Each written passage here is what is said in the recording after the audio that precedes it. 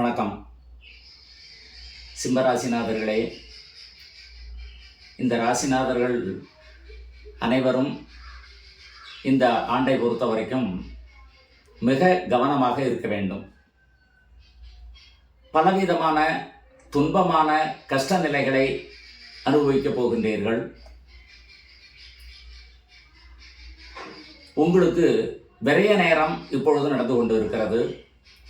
அதோடு ராசிக்கு 12வது வீட்டில் குரு வருகின்ற காரணத்தினால் பலவிதமான பொருளாதார இழப்புகள், கஷ்டங்கள், தொல்லைகள் இதுகள் உங்களுக்கு கடுமையாக இருக்கிறது.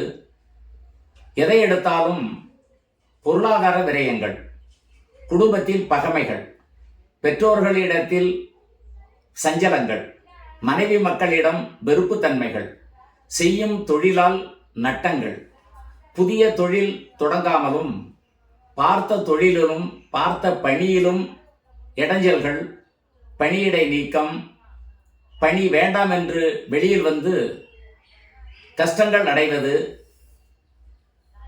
சிலரிடம் நண்பர்களிடம் உறவினர்களிடம் விகண்டாவாதங்கள் செய்து கொள்ளுவது, மனக்கசப்புகளை ஏற்படுத்தி கொள்ளுவது, உறவுகளை பகைத்து கொள்ளுவது, இப்படிப்பட்ட ஒரு தர்ம சங்கடமான ஆண்டாகவே இந்த ஆண்டு இருக்கிறது. மேலும் அக்டோபர் மாதத்துக்கும் பிற்பாடு லக்னத்துக்கு குரு அதிசாரத்தில் வருகின்ற காரணத்தினால் இந்த துன்பங்கள் களைந்து சிரமங்கள்ல இருந்து விடுபட்டு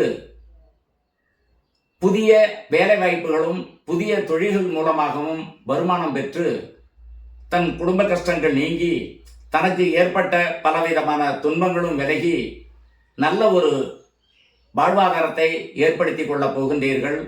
இருப்பினும் வருகின்ற ஜூன் மாதம் 1ஆம் தேதிக்கு பின் அக்டோபர் மாதம் வரை மிக மிக கவனமாக இருக்க வேண்டிய ராசி சிம்ம ராசிநாதர்கள். எதை எடுத்தாலும் நட்டங்களிலிருந்து விடுபட தேவையில்லா விடயங்களில் ஈடுபடாமல் தனக்கு தெரிந்த தொழிலை மட்டுமே செய்து பிறபணி, அதாவது தனியார் துறையில் வேலை செய்தாலும் நண்பர்களோடும் மேல் அதிகாரிகளுடனும் கவனம் செலுத்தி நண்பர்களாக பழகி இந்த ஆண்டை நீங்கள் உங்கள் கையில் வைத்து உங்களுடைய வாழ்க்கையை பராமரித்துக் கொள்ளுங்கள். ராசிநாதர்களுக்கு இந்த ஆண்டினுடைய நிலை மிகவும் ஒரு கடினமான ராசியாகவே இருக்கிறது. ஜெயித்து பாருங்கள், நன்றாகவே இருக்கும், பயம் வேண்டாம்.